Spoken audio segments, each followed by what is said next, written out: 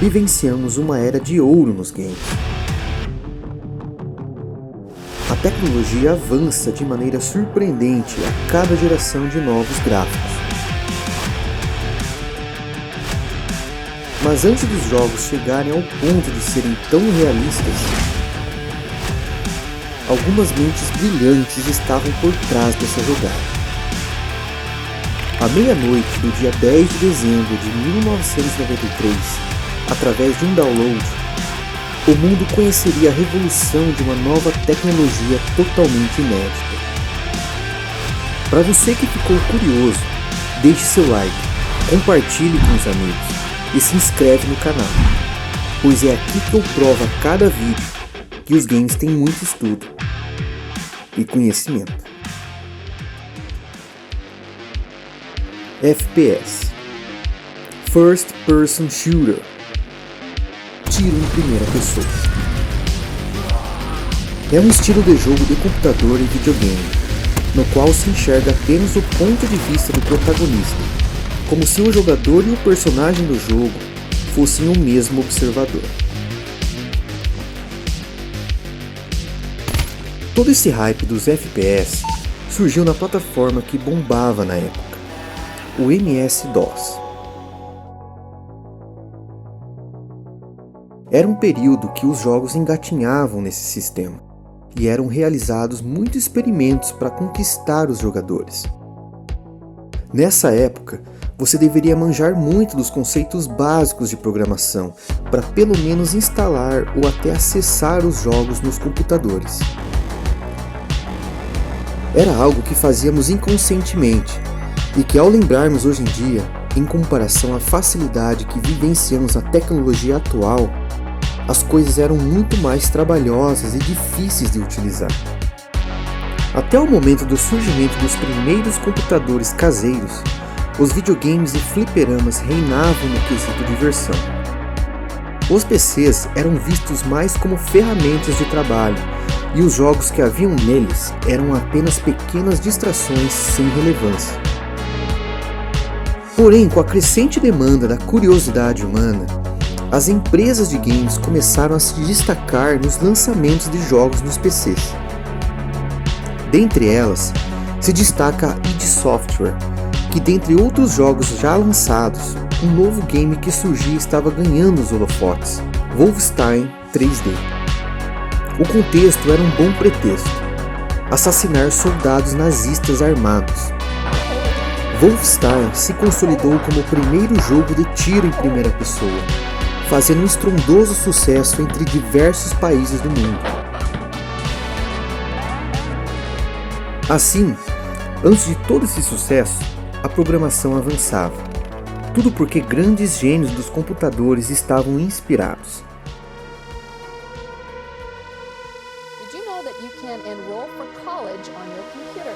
Naquela época, a necessidade de inovação era crescente. Precisávamos de jogos que se diferenciassem e que tivessem o maior nível de realismo possível.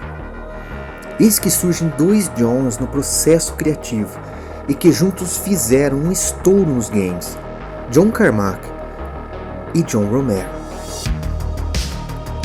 Por um lado, temos um cara que curte a estética dos games, que trabalha nos designs, nas fases e na programação delas.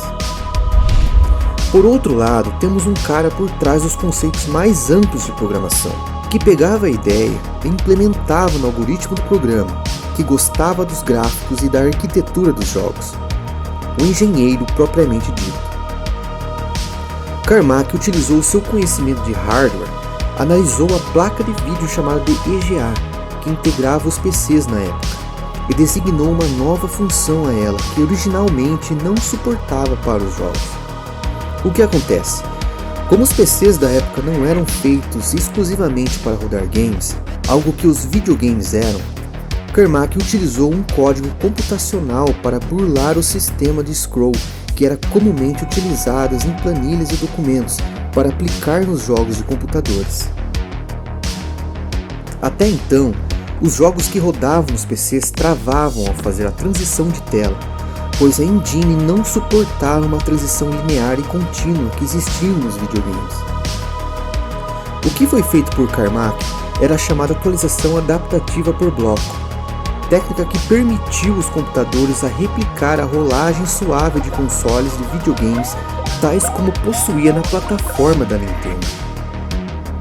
Carmack, como todo programador curioso, ao experimentar essa tecnologia de transição de tela, programou um jogo chamado The Dangerous Dave in Copyright Infringement, algo como Dave perigoso infringindo os direitos autorais, utilizando uma fase do Super Mario 3 e enviou cópias para a poderosa Nintendo, de modo a adquirir uma licença para conseguir trazer o emblemático personagem para os computadores.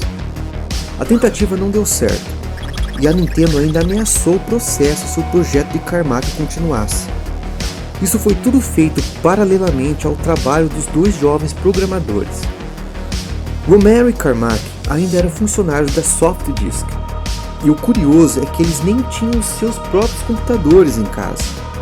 Eles precisavam emprestar os PCs da empresa fora dos seus expedientes para trabalhar em seus projetos. Era uma jornada arriscada.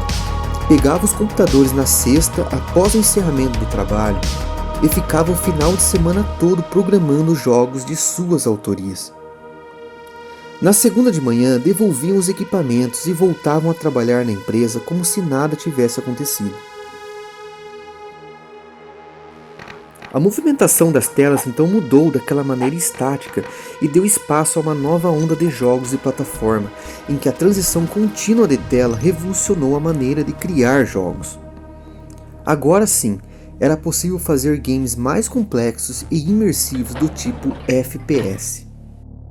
Para Warren Spector, a diferença do videogame com relação às suas mídias próximas, como o cinema e os quadrinhos, pode ser entendida no poder de imersão do mundo virtual, o que é possibilitado por um tipo de interação participativa e responsiva. A progressão e ritmo do jogo demanda a participação do jogador de forma ativa, por meio de mecânicas e sistemas, o que faz do videogame uma das primeiras mídias de autoria compartilhada no que diz respeito à interação e/ou narrativa. Ou seja, os sistemas desenvolvidos pelos produtores dos jogos podem ser explorados de maneira distintas pelo jogador, e o próprio ato de jogar que alimenta parte dos sentimentos e relações entre o jogo e o jogador. Agora o cenário mudou.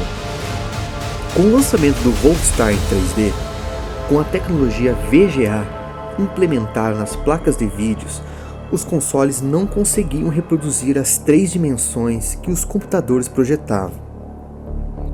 O Super Nintendo e o Mega Drive ainda eram consoles especialistas em 2D, no foco de jogos side-scrolling. Tecnologia vai e tecnologia vem. Romero queria algo a mais que realmente revolucionasse os conceitos dos games. Dentre suas ideias mirabolantes, ele queria um jogo mais dark que Wolfenstein, mais violento e mais viciante. Segundo suas palavras, queria um game que acabasse com a produtividade das pessoas e que as fizesse realmente a imergir no espírito do jogo. E de quebra, jogar um jogo de ação em tempo real com muita velocidade, totalmente online. Isso porque antes, ao jogar online, os movimentos de cada jogador eram alternados e os primitivos computadores só processavam esse tipo de jogo. Tudo isso somado a um hype que ele mesmo criou e movimentou o mercado de games na época. E sequer o nome do jogo existia. E agora? Isso era possível? Se você tem na sua equipe um programador chamado John Carmack, a resposta é sim. Diante das influências de Dungeons & Dragons, heavy metal e muitos filmes violentos, eis que as ideias de combate a demônios utilizando armas e conceitos de altas tecnologias começam a sair do papel e entram para a programação. Só faltava o nome. Aí entra o jovem personagem de Tom Cruise na jogada, com sua fala na cena de The Color of Money, na parte em que ele vai jogar uma partida de sinuca e é confrontado por um adversário que diz: "O que você tem aí?" E Tom responde: "Doom." Segundo Low Disembark, o jogo de Doom utilizou gráficos avançados com movimento espacial em 3 dimensões. O jogador pode se deslocar em qualquer direção, não apenas se movimentar em cima de um outro plano como Wolfenstein 3D e outros jogos. Foi um árduo game a ser feito. A equipe dos programadores era composta por 5 pessoas e o prazo, segundo o press release de Romero, os gamers estarão nadando entre os mortos antes do fim do ano. Por exemplo, as modelagens dos monstros eram todas desenhadas no papel e feitas em massas de modelar, e depois precisavam ser fotografadas em vários ângulos e inseridas no computador para assim programarem os movimentos de cada lado deles. NPC, do inglês Non-Player Character, que traduzido significa personagem não jogável em game. NPCs interagem na história de um jogo tanto de modo positivo como negativo, fazendo com que a presença deles sejam dispensáveis para jogar. Segundo Felipe Matede, um dos aspectos que influencia na experiência do jogador é o grau de desafio que o jogo oferece. Cada tipo de jogo possui especificações próprias que caracterizam a sua dificuldade, mas em jogos de ação, o principal fator é o comportamento dos non-player characters, especialmente quando o jogo os coloca contra o jogador. Em Doom, a IA, inteligência artificial, foi algo bem inovador na época. Os demônios e zumbis representam os NPCs que são colocados contra o jogador. A técnica de inteligência artificial empregada em Doom para controlar as ações dos NPCs é a de máquina de estados. Uma máquina abstrata que define os estados em que um personagem pode se encontrar e quando o mesmo muda de estado. O estado atual da máquina determina como o personagem deve se comportar no jogo. Ou seja, ao chegarmos perto de um determinado inimigo, ele se comporta de uma maneira punitiva e partem para cima de nós jogadores nos atacando. Isso é diferente quando eles estão longe e ainda não detectaram nossa presença. Ou ainda, os inimigos ao acertarem uns aos outros sem querer, eles se atacam entre si, algo que foi totalmente insano na época. Mas Romero e Carmack queriam mais. Eles queriam fazer você confrontar com um humano em outra máquina ao redor do mundo. Isso traria um aspecto totalmente inovador e divertido para a época, que é fazer você confrontar com uma pessoa real em rede. Eis que surge o Deathmatch.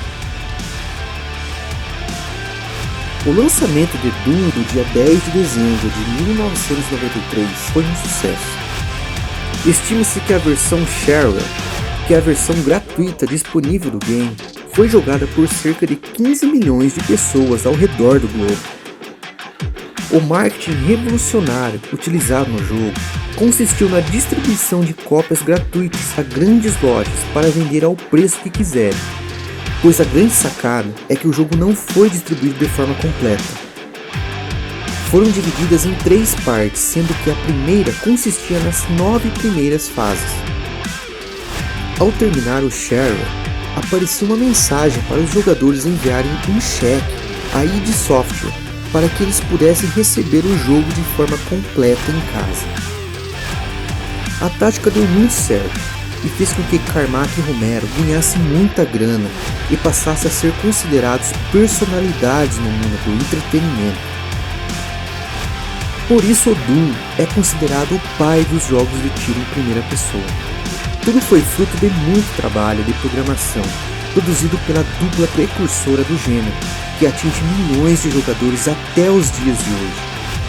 Se você joga algum FPS de modo online, ou até sozinho, saiba que foi graças aos Johns que essa façanha existe. Se interessou pelo tema? Quer aprender mais sobre conteúdos como esse? Se inscreve no canal, que eu vou te mostrar a cada vídeo que os games e os estudos estão programados em uma única linguagem.